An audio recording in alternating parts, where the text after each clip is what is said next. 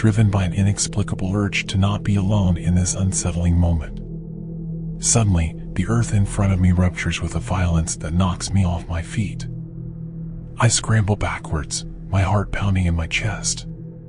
From the fissure in the ground, a nightmarish creature emerges, its form so bizarre and terrifying that my mind struggles to comprehend it. The skin is a grotesque tapestry of oozing, putrid green, brown, and gray, resembling a patchwork of rot and decay. Slimy tendrils hang from its grotesque, bloated body, swaying with a perverse rhythm. The eyes, glowing a malevolent red, are sunken into its face, framed by sickly, translucent membranes that blink horizontally like the slit pupils of a snake. Frozen in terror, I can only stare as the creature opens its gaping maw, revealing rows of sharp, jagged teeth. A low, guttural growl emanates from its throat, vibrating through the air and draining the blood from my face. Instinct kicks in, and I know I have to move. I stumble backwards, my injured leg protesting with sharp jabs of pain. The creature lunges forward, its movement surprisingly swift for its size. I dodge to the side, barely avoiding its snapping jaws. I scramble back to the fire, my breath ragged with fear and exertion. The creature is relentless, its every movement filled with predatory purpose.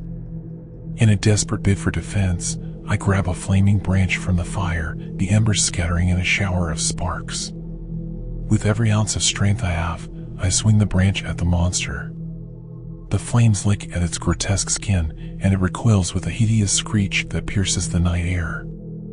The smell of burning flesh and singed hair fills my nostrils, a nauseating reminder of the surreal danger I'm facing. I don't stop to think. I swing the branch again and again, each strike a desperate plea for survival. The monster, though visibly pained by the flames, is undeterred. It snarls and lunges at me with renewed ferocity, its claws swiping through the air, inches from my face. I retreat, circling the fire, using it as a barrier between myself and this nightmarish foe. I grab my bag, pivot on my heel, and sprint towards the waterfall, the only refuge I can think of. The creature follows, its guttural roars echoing off the rocky walls. My heart pounds in my ears, drowning out all other sounds except the monster's relentless pursuit. I don't dare look back, focusing only on the path ahead. Reaching the waterfall, I scan the area frantically for any crevice or overhang to hide in. The mist from the fall is thick, shrouding the area in a damp, eerie veil. I can hear the creature's heavy footfalls drawing nearer, the sound growing louder with each passing second. My heart hammers against my ribcage, threatening to burst. In a split-second decision, I dart towards a small overhang near the base of the waterfall. It's a gamble, but it's the only chance I have. The ground is slippery, treacherous, and I struggle to maintain my balance as I move. Just as I reach the overhang, a terrifying realization hits me. It's a dead end. The rocky wall looms high, offering no escape. I feel utterly cornered, trapped. The creature's growls are now just meters away, its menacing presence looming over me. Panic grips me, the fear so intense it's almost paralyzing. My mind races through every possible scenario, but none offer a way out. I brace myself, ready to face the creature, when suddenly, a pair of strong, calloused hands grabs me from behind, covering my mouth. My initial impulse is to struggle, to fight against this new threat, but the hands are insistent, pulling me towards the cascading waterfall. I plunge into the veil of water, a cold, blinding torrent that disorients me further. Is this another threat, or an unexpected ally? As I'm pulled through the cascading waterfall, the cool water envelopes me, sending shockwaves through my already exhausted body. The sensation is disorienting, like being caught in a relentless storm. I can hardly see or breathe, but the strong grip on my arms guides me steadily through the torrent. We emerge into a narrow, cramped crevice, hidden behind the waterfall. The space is barely large enough for two people, and I'm pressed close to the stranger in the confined area. The sound of the fall roars just outside, muffling any other noise. The stranger, still gripping my arms, finally releases me and spins me around to face him.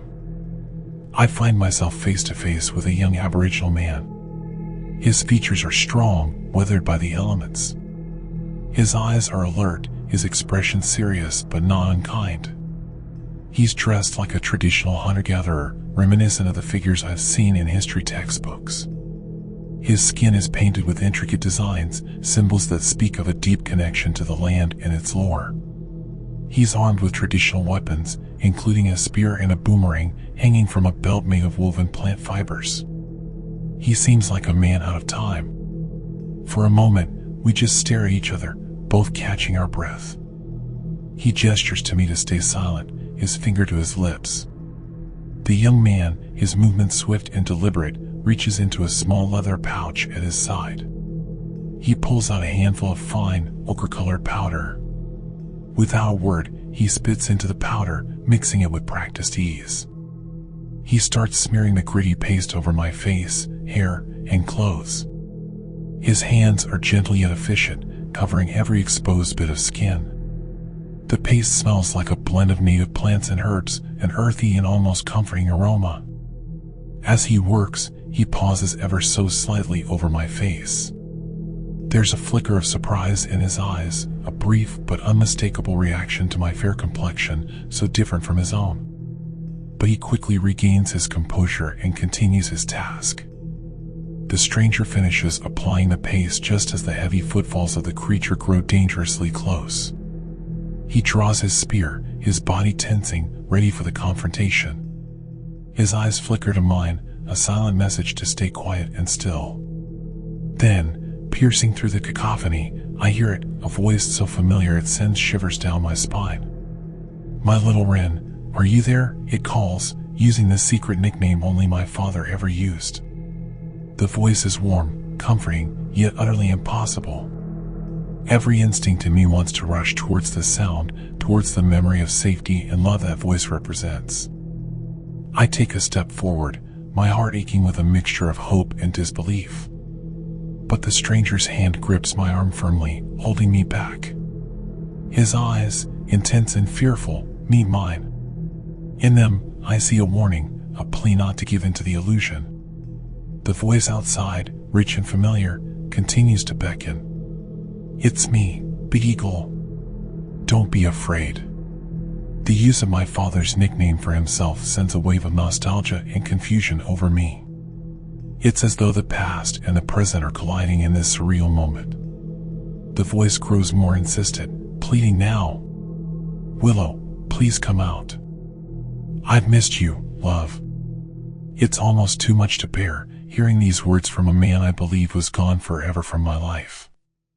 The voice outside shifts, no longer just my father's, but now intertwined with the soft tones of a woman and the playful chatter of a child. They speak in a language unfamiliar to me, their words flowing like a gentle stream, melodic and haunting. The voices, though soothing, carry an undercurrent of something sinister, an attempt to lure us from our hiding. My companion clenches his jaw, his hand tightens around the shaft of his spear. I can see the conflict raging within him, a desperate fight against the urge to respond to these ghostly calls. The creature's snout, a grotesque mix of scales and sinew, pushes through the narrow opening of our hiding place. Its breath is hot and faded, filling the confined space with an oppressive stench.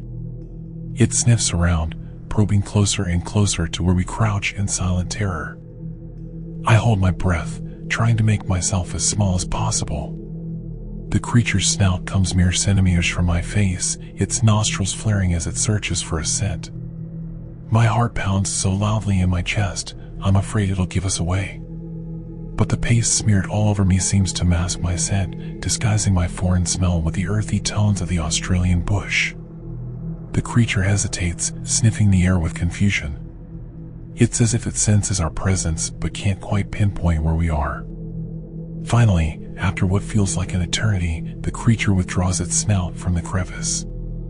Its frustrated growls and heavy footsteps recede as it continues its search elsewhere. Time seems to stretch on endlessly.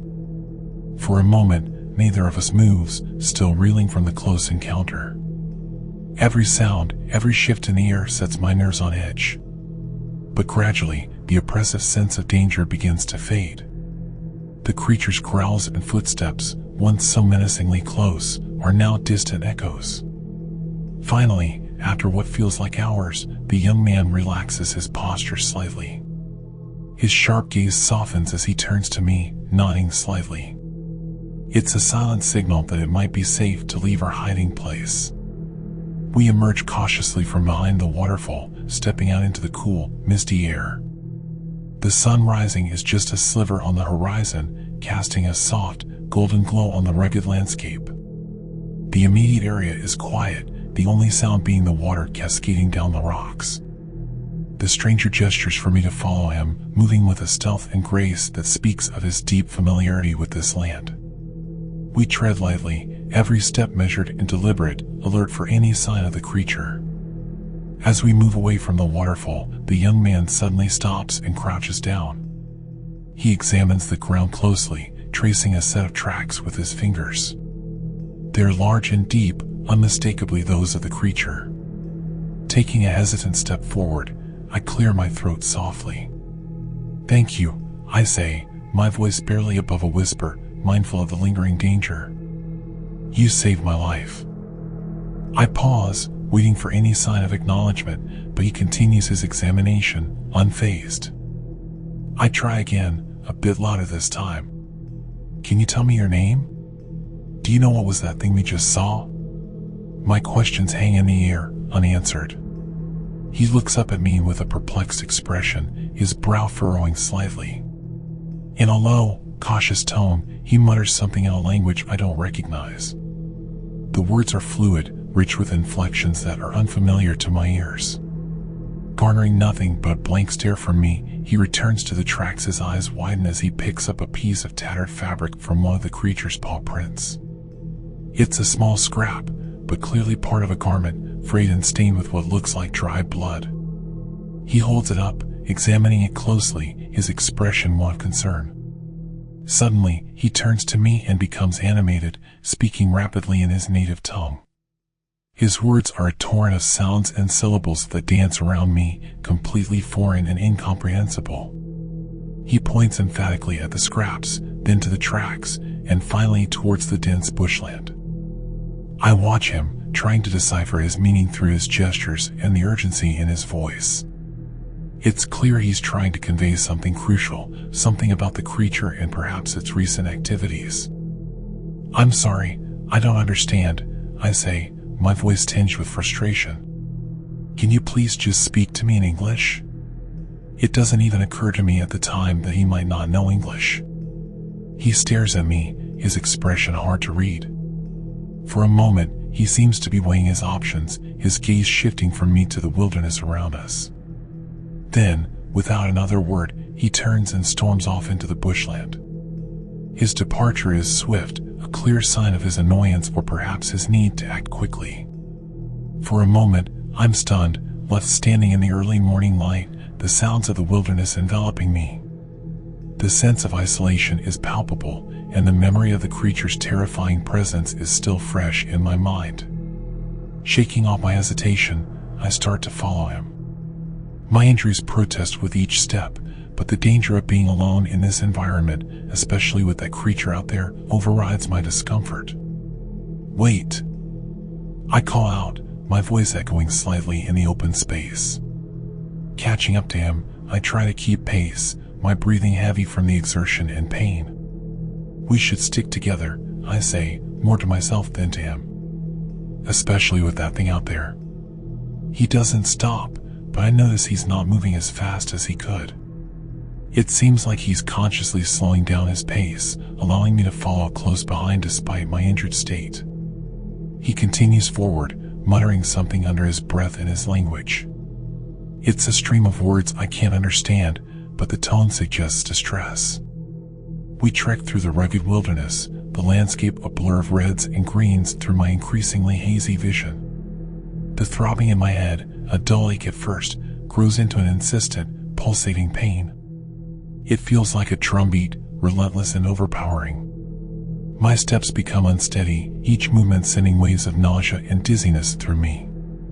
As we navigate the dense underbrush, my vision starts to double, the world around me splitting and merging in a disorienting dance. I blink rapidly, trying to clear my sight, but it only seems to worsen. The edges of my vision darken, the encroaching shadows narrowing my field of view. I can feel the heat of the sun on my back, the sweat trickling down my spine, but it's as if I'm moving through a thick fog. My ears ring, the sounds of the bush muted and distant. I try to focus on the young man leading the way, his figure now a nondescript silhouette in front of me. I want to call out, to tell him that something is wrong, but my tongue feels heavy, my throat dry. With each step, the pain in my head spikes, a sharp contrast to the numbness that starts to creep into my limbs. I stumble, my feet tangling in the underbrush, and my hand reaches out, grasping for support. But there's nothing to hold on to. My knees buckle, and I feel myself falling. The ground rushes up to meet me, a collision that seems both imminent and surreal. In that moment, a wave of helplessness washes over me, a sense of impending doom. But the impact never comes. Instead, there's a sudden, jarring halt as strong arms catch me, preventing me from crashing to the earth. I barely register the sensation of being lifted, my body too heavy, too disconnected from my mind. The last thing I remember is the sensation of being carried, the steady rhythm of footsteps, a faint echo in the growing darkness of my mind. As I slowly regain consciousness, the world comes back into focus with a soft blur. The gentle sway of leaves above me creates a kaleidoscope of light and shadow. I'm lying on a bed of green foliage under a sprawling eucalyptus tree, its distinct, aromatic scent filling the air around me. I try to sit up, but a sharp pain in my head forces me back down. That's when I notice the stranger sitting beside me, his watchful eyes fixed on my face. He holds out a container, crafted from the bark of a tree, filled with clear, cool water. With his help, I manage to take a few sips, the water bringing a much-needed relief to my parched throat. He then gently examines my head, his fingers probing with a careful, practiced touch. There's a tenderness in his actions. He's collected various plants and herbs, some of which I recognize as native remedies. With skilled hands, he starts to apply a poultice to my head wound. The cool mixture stings at first, but soon a soothing sensation replaces the pain. Once he's done, he sits back, giving me space. His gaze wanders to the horizon, lost in thoughts I can't begin to comprehend. I take the opportunity to observe him more closely. His face, etched with lines of experience, tells a story of a life lived in harmony with nature. His eyes, dark and deep, reflect a world that is both beautiful and brutal. Gathering my strength, I make another attempt to communicate with the stranger. "Thanks again. My name's Willow, by the way," I say, hand outstretched. His expression remains stoic, his eyes revealing nothing. "Do you understand me?" I ask tentatively, my voice weak but hopeful.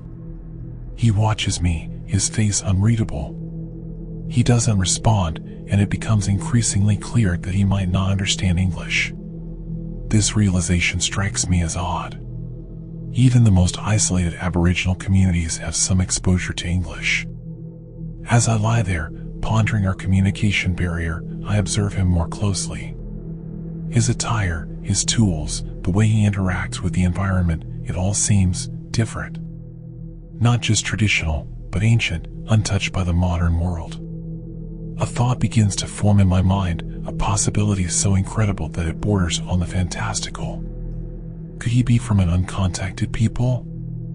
I sit up, contemplating the possibility, my mind racing. I've heard stories about the Pintupi Nine, the group of indigenous Australians who walked out of the desert in 1984, having lived in isolation from the outside world.